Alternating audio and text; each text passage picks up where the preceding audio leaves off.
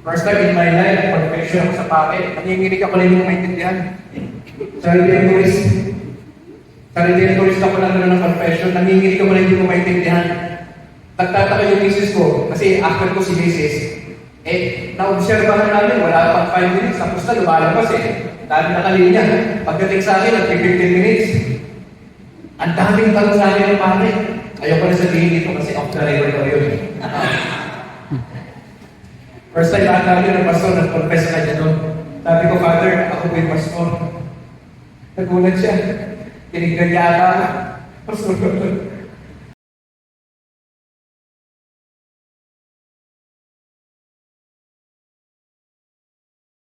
Saan nagkagaling mo yung kabangan ko ng iglesia o simbahan na dito sa Pino at medyo magkira kasi katagal ka na sa practice tapos pwede ko ang eksena pag yung pag-viral ko ng video may halo ko kung kabag kahon kasi saan mo lang punta sinabi ko sa ating testimony sabi ko share this to everyone so hindi ko naman alam sinabi ko na yung share this to everyone ay magpapayaran ko yan na video kinasa pamunta ko tayo baka hindi lang sa Catholic na punta yun baka pinagkala ko na rin dito natin yung mga turko ano pa natin kasi natin turko ang klaseng sector sa Pilipinas baka pinagkala ko pa sana hindi naman kapatid isasama sa mga ko kasi ayaw ko ano yung oras nito pakinggan naman ito yung kabuuan ng video pero ano ko na sa inyo kwento ko na din ako taga-Gira-Katanduan sa Bukanen ito ay yung Tugulano at ay luwawin na nina nagsimula po kami na nakita ko ulit 97 yung ako pinanapin 2 weeks after ako ay sinila ay natitira ko sa Quezon City. Matagal ako nag-practice. It took me 37 years to realize na hindi pala kung saan ako dapat. Kundi nabigyan talaga ang Lord ng daan para maging maayos ang ating tunay spiritual bilang mo ng ating problem. Medyo mahirap kasi kaya naman akong pastor sa aking first marriage. Ano naman tayo aking iba. Kaya ako ng pastor, yung kwento ko sa kanya ito na babalik ko sa mga halos makipag-ibalik siya sa akin. So, bilang tatay, iwasan na rin kasi medyo mahirap ako. Yung sa tapos na yan, na yung decision ko, hindi ko respect na rin. Yung decision na rin ng magkalayas ay pinuriyan ko na rin kasi bakit na kung nag-decide siya ng kalayas hindi ko siya pigilan. Alam ko, okay na diba? Baka ko itong klero dito ay napaka-importante para sa akin. Sa totoo lang, medyo dahil ka sa umalat ako yung video, nagunahan ko yung practice ko yun. Kasi first time ata ito, in the history, na isang kapanagin kita ay nag-decide. Kung nakita mo yung buo lahat ng video, at sa matapos, nagpapasalamat ako. Wala na ako ng upapos sa video. Although ito sa nilalang part ng video, pinapagin ko, generally, yung answer ko sa different videos. Kasi hindi lang ako sa isang simbahan ng state. Marami akong naliputan ng klaseng practice. May paragraph sa punang-punaan. Dapat magpunan na rin ang mga pastor na nakuuli sa Diyos. At parang hindi matapos magawa kasi na iba yung bahay. Medyo mahirap para sa akin kasi binabanatan ko yung Catholic Church dito. Binabanatan ko. Ang trato mo kay Virgin Mary, sana siya makasalanan. Normal, parang tayo na. Pero I came to realize, habang nag-aaral tayo, mukha itong sablay ako. Imagine mo, during pandemic time, tatlong limang grupo yung nag-aaralan ko. Number one, Orthodox Church. Kasi Orthodox Church yung aking favorite one na malapit na ako hindi member data. Kasi may mga kausap data mga pare. Talagang yung heart ko, Orthodox. Kasi pwede ako magpari din eh. Kasi may ito. Nakatuloy ko eh. So, meron na lang yung usapan. Possibility for me to study abroad. Orthodox ako. May mga gano'n lang yung usapan. Pero, it took a while. Isang taon na higit yung pag-antay ko. Dadasal pa rin. Kasi naniniwala ko, dalawa lang naman ito na grupo, the church. Dalawa lang naman ito. Iba sa Orthodox, yung Catholic Church. So, hindi nga lang yung alliance eh. Pero ito, Orthodox Church, pinagkakalap yung training natin. Alliance, kasi yung Catholic Church. Sabi ko, kung hindi ako magpupura sa Orthodox, wala ko ibang choice. Kundi ang Catholic. Kasi para sa atin, dalawa lang naman silang tama. Yung grupo ko, ang founder nyo, ay tao. Tao yung founder ng practice, si John Smith. Likot ako ng Southern Baptist, start ako ng Southern Baptist. Na-obey ako sa Fundamental Baptist. Naging Reformed Baptist ako, naging Calvinist Pastor ako ng Calvinist. Nag-aral na sa pangalanan ng Calvinist na Reformed Baptist sa Iloilo. Binitawag ko rin yung dito. At yung journey ko, sa napakaraming kong piniputan ko, ako naniniwala na bahagi ng journey ko bilang isang estudyante ng salita. Estudyante kasi ako eh. Hindi ako natatapos mag-aral. Hindi ko katulad ng ibang mga pastor na apat na taon. Ako hindi. I've been to different theological schools. Pero pag nag-graduate ako, parang piling ko lang din na lagi akong bachelor's. Start ako din. Bahili po ako mag-aral. Sa mga pag-aaral na yun, yung po yung contribute sa akin para mag-decide to join the Catholic. Sabi mo nga, hindi perfect yung Catholic Church, maraming skandal na nangyari ng mga pope, mga pare.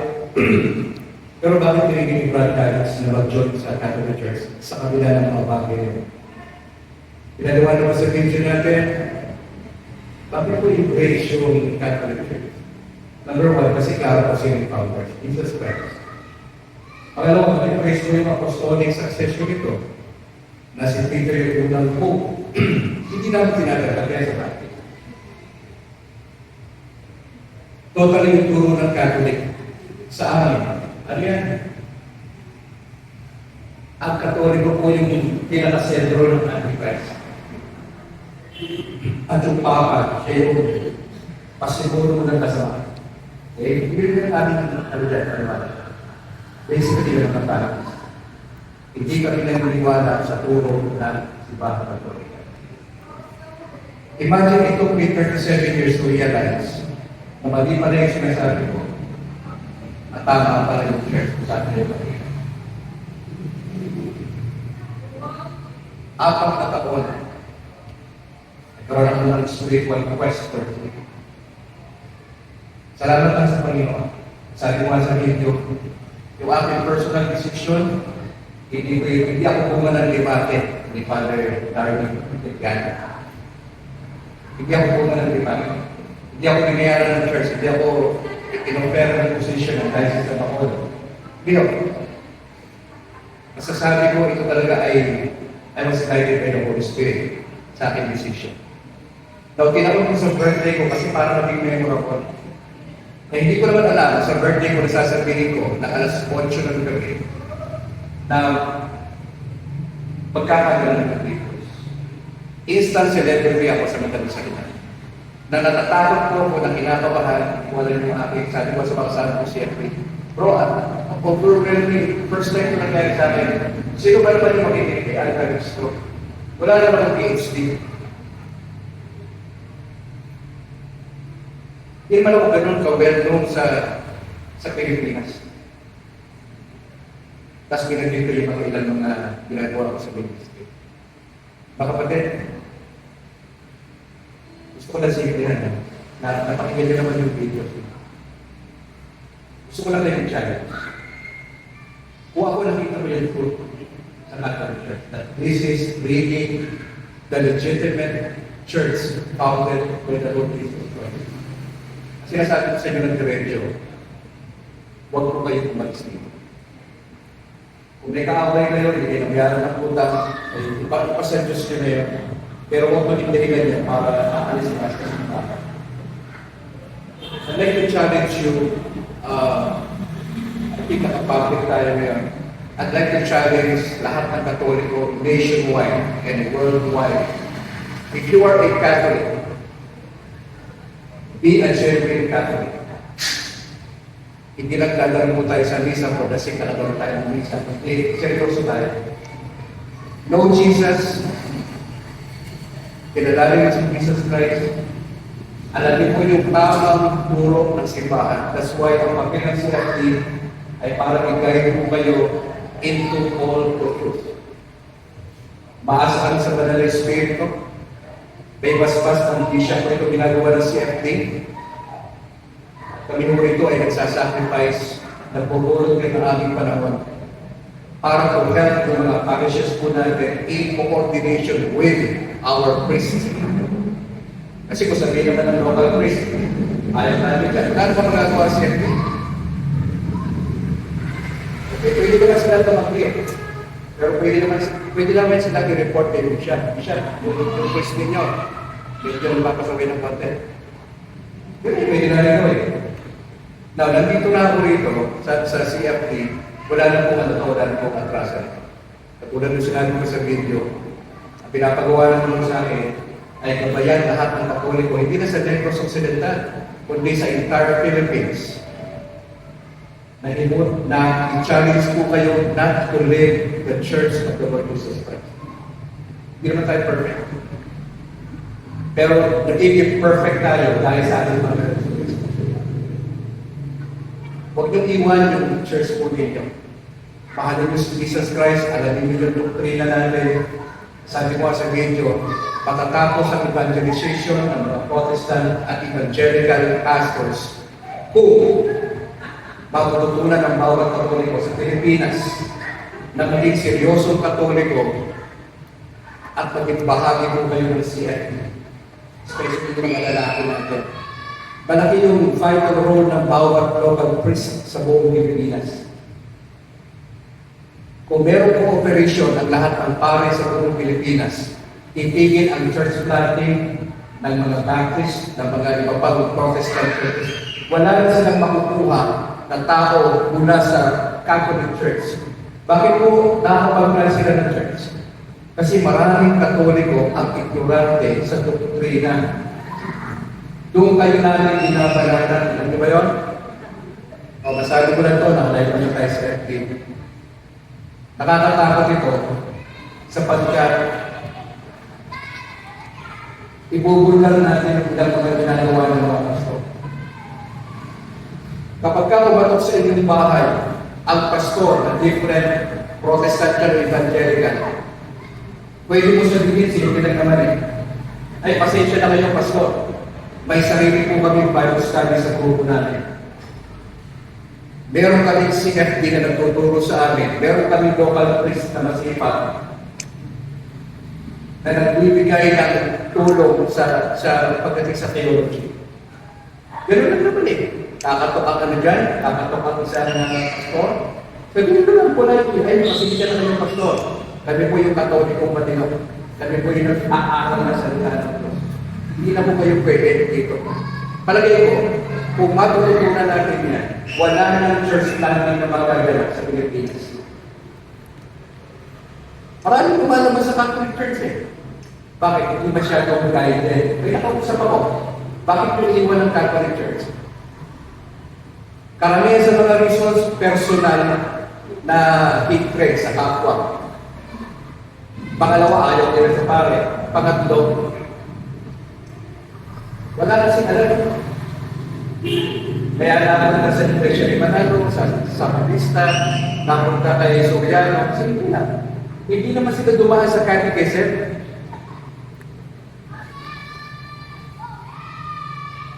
Hindi sila dumaan. Nagtitake sila ng communion,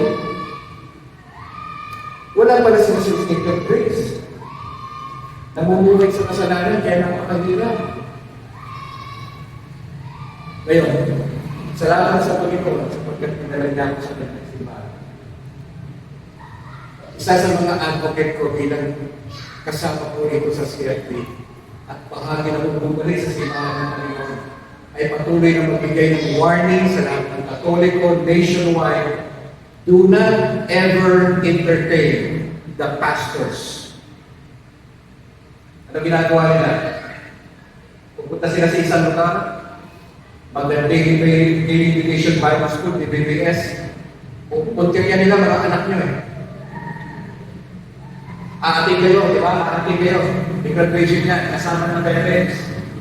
Bago magbigay nyo kayo, mga certificates, mag-preach yung pastor. At anong gagawin ng pastor? Mag-i-evangelize sa Katoliko.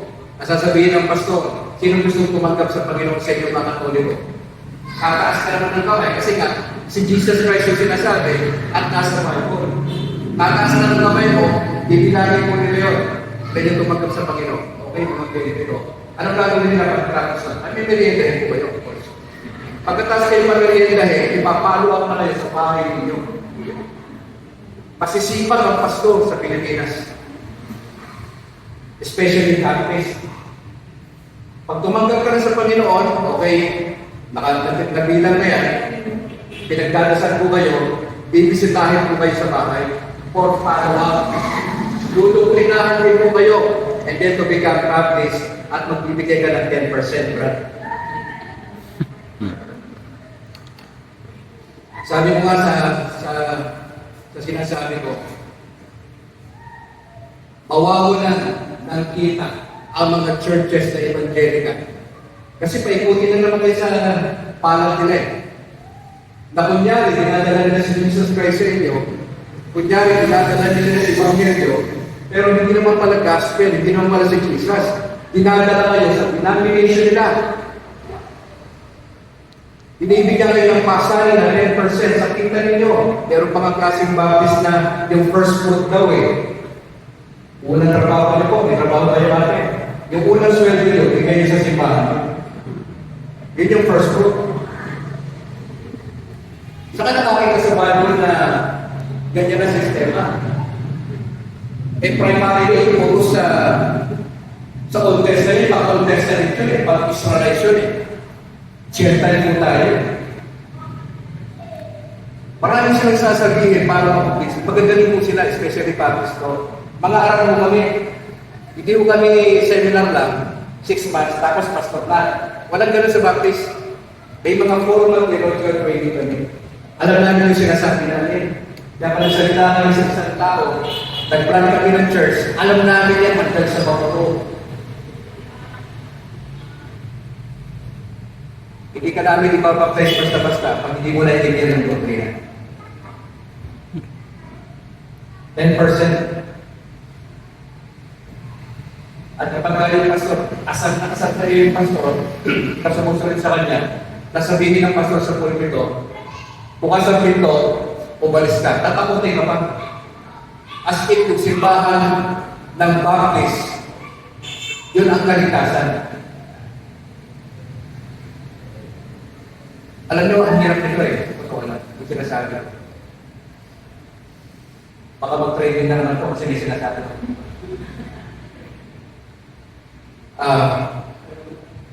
Medyo mahirap sa totoo lang. Di ba lang, kung buhay pa ako, naabot ako ng December 25. Pag may tumira sa akin, alam mo na.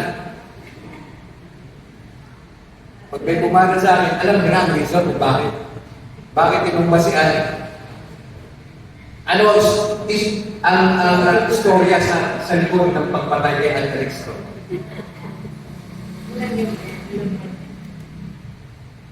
Pero sa biyaya ng Diyos, abutin ko pa yung taon ng gusto ng Lord. Mga kaibigan, huwag niyong iwan ng simbahan. Mahalin niyo yung local priest ninyo. Tatay natin yan. Yung aming local priest doon sa Sukat, mas matanda pa ako eh. Pero bakit yung respeto suot mo sa kanya gano'n? Kasi tatay ko siya sa akin. Siya yung shepherd, siya yung pastor natin sa local church, sa parish. Kaya yung respect dapat hindi mawala yan. Huwag kayong nakalis. Ba't ko kailangan transfer? What for? Para paikurin yung ulo ninyo. At bigyan kayo ng portion ng mga pastor na ito sa kanilang mga sinasabi. Ang gawin lang po ninyo, makipag-ugnayan kayo sa inyong mga local priest, pagpahayag kayo ng minsala na magputo ng tamang doktrina. Sa totoo lang, wala naman ata masyadong tayo ng mga local priest natin kasi napaka-busy. Kaya namin si FD. Matagal na ako lumagalo sa aming parish church sa Sukat. Napapansin ko yung mobile, okay naman. Pero walang masyadong doktrina. Walang masyadong doktrina doon. Hindi makabana ng pare. Andayan kami, mga pastor, pwede namin sabihin yung doktrina sa pulpito. Hindi lang sa Sunday school. Hawak namin yung oras namin, 45 minutes kami nag-preach. Nagsa-Sunday school po kami ng 45 minutes. Sunday school, tapos worship service. Sa hapon, meron pa kami niyan. Sa Bible study pa kami sa miyembro namin. Kaya pagdating sa doktrina, alam natin yung miyembro namin, hindi lang piraso lang. Kasi natutukan namin ng miyembro namin. Sa Katoliko, walang ganong setup. Walang ganong setup. Tanungin mo yung pala kung kilala niya yung parishioner niya, hindi niya kilala lahat yun. Kung kilala ng services, hindi niya lang kilala lahat yun. Siguro sa pala, kilala niya. Pero, kasi nasabi mo, yung pinagdadaanan ng miyembro na yun, alam niya yung Father. I don't think so. Kasi libo-libo eh. At kung nasabi sa Supat, libo-libo. May 4,000 services na kami. Ako, nawibintang ako eh. Sabi ko, kung klase, laki ng problema ng power space natin. Nakapit na ako. Baka pati, kung na kayo umalis, ang challenge ko rin sa inyo, stay focused sa local church. Mahalin nyo ang inyong local priest, ang tatay natin yan. Suportahan nyo ang gawain. Magbigay mo kayo para sa gawain ng Panginoon Diyos. Andito lang po yung CFD para malalay ang po sa inyo. Ilang role po namin, malalay lang po sa inyo. As I close, mga kapatid, medyo mabigat yung pinitawag ng salita. Gawin ko 37 years. Tapos may mga sinasabi ako na magbibigay expose sa mga ginagawa ng mga pastor sa Pilipinas. Pagka may nalagay ng people, i-invite kayo mag-camp. At doon sa camp, bibigyan niya ng word of God. Pagkataka ka, pag-uwi ng mga anak mo, iba na sinasabi. Gusto niyo na mag-auto.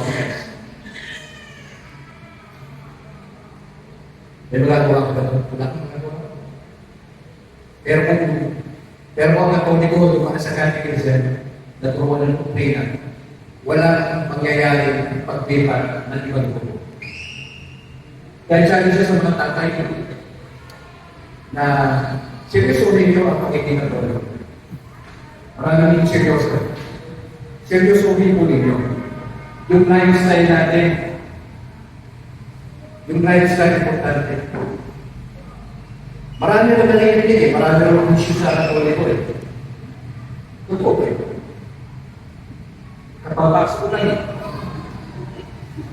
Baka ma-observe pa rin yun, ano? Ang challenge mo sa inyo, yung sinasabi ng mga product yan. Marami na issue yan eh. Wala namang iniwan niya sa isang sekta eh. Isipin ko na ko yun. Kasi baka makatulong yan sa testimony natin. Kasi pag sinabi nila, gumagawin mo kayo, ay pala simbahan ng Panginoon. Makakatulong yun kung wala tayong issue. Ang gawin yung issue, mag-aral ng Word of God. Ang gawin yung issue, tumutok sa pastors.ph. Pakinig ko kayo sa mga seryoso nagsasalita sa YouTube. Yun yung issue nyo. Tulungan nyo ang CFD na may palagalan tayo ng pagkakuhan. Mga kapatid, nasa tama ka ng simbahan. Huwag ka pulis. Sabihin mo sa mga kamag-anak mo, kaibigan mo, anak mo, magpahit ka mag-invite. Ito lang ito lang kasi. Pag kayo ay na-invite, yun na yun eh.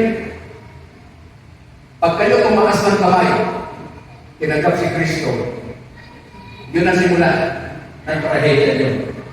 Kasi pupunta yan sa bahay ninyo, magpapalik ko siya riyan, kasi wala ka alam sa Bible eh, ba? Wala ka alam sa Bible, sino ka, importante ka. Okay, tama. Sa dulo may tama. Doon nagsisimula. Yun yung pangalang grabe. Anyayahan sa kapag anak mo, pamangkin mo. Magsuwama yan, pagpalig niya, ito na sinasabi niya. Pati pala tayo Katoliko. Bakit? Dinalatan sila sa camp. In-expose doon yung kahinaan ng simbahan Katoliko. Di ba? Ngayon, si Alcalistro na nagsasabi, yan ang modus ng mga pastor. Kaya ako umaapi na nationwide, if you are a truly Catholic, don't ever listen to them. Pain nyo nila, pain. Pain nila yun. I-invite ka nila, ibigyan ka ng bigas, grocery, pain mo nila yun. Hati ka sa kapi, ibrinahan, pain yun. Alam niyo ba na libong-libong yan wala sa US? Ang ginagawa ng ibang mga churches, ang kapalit nila, massive evangelism. Ano nangyayari sa Catholic Church? Napapawasan tayo. Gusto nyo hindi mabawasan? Stay put ka sa church mo. Marami tayong problema, stay put lang. Hindi nawawala ng problema hanggang sa dumating si Lord, may problema pa rin tayo. Alam ko, maraming nagagalit sa amin, mga pastor. Sasabihin ko naman, may pinapakita naman sa strategy namin. Sasabihin ko lang naman, yung strategy kasi natin, mali. Ang strategy natin, proselyting. Hindi naman nilakatingin sa atin yun. Nag-proselyting yun eh. Pamimigit yun eh. Sabi ko sa kanila, kung gusto nyo talaga mag-evangelize ang pastors, ang tunay na evangelism ay hindi yung pag-share ng gospel sa Katoliko. Why? May sariling gospel ang Katoliko. Mas tama ang gospel ng Catholic Church. Hindi lang siniseryoso. Kaya gano'n. Kaya challenge ko sa mga pastor, kung gusto nyo talaga mag-evangelize, maniwala ko sa inyo, puntahan nyo ang mga kultong simbahan.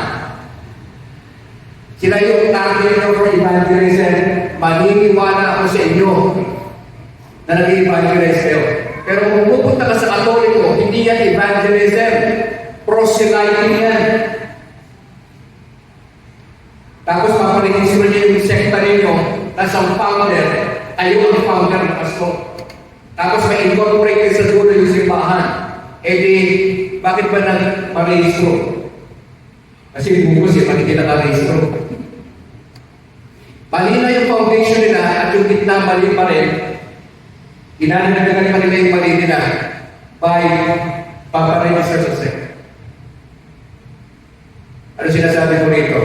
Hindi sila tunay na simbahan ng Panginoon Diyos. Dito tayo. Kaya kung kayo ay napalipag na dyan, at sinasabi ko sa inyo, magpaalam na kayo sa pastor. Sabihin sa kanila, Pastor, babalikan po ako sa Catholic Church. Kasi sinasabi ni Alcalistro, ang tama ang Catholic Church, yung grupo na ito pala, hindi pala ito. Bakit? Nakalistro kasi tayo eh. Ang tunay na simbahan, hindi pala nakalistro. Nationwide, I appeal to you, Catholics, go back to Catholic Church right now. Huwag niyong tapusin ng December. Bumalik kayo, magpaalam na kayo sa mga pastor na yan. Sabihin ko sa kanila, politely, bumabalik na kayo at babalik na kayo sa simbahan na itinatang ng ating Panginoon, which is the Catholic Church. Malampakan lang si Lord. Mga kapatid, wala na akong gusto sabihin. Nasabi ko na gusto kong sabihin. And I'd like to thank the Lord Jesus Christ, the Holy Spirit, and si Mama Mary for finding me. Sinusuka ko dahil si Mama eh. Pasensya na po kayo. Ako pinag-ibiliman lang nun. Pasensya na po kayo.